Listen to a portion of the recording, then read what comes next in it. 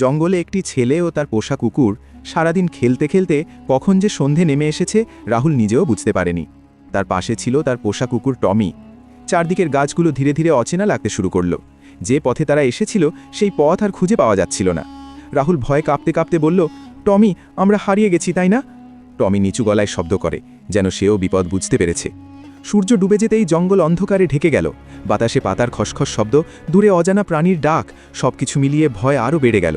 রাহুল টমিকে শক্ত করে জড়িয়ে ধরল। তার চোখে পানি চলে এলো। হঠাৎ পাশের ঝোপে নড়াচড়ার শব্দ হলো। টমি সামনে এগিয়ে গিয়ে গর্জে উঠল।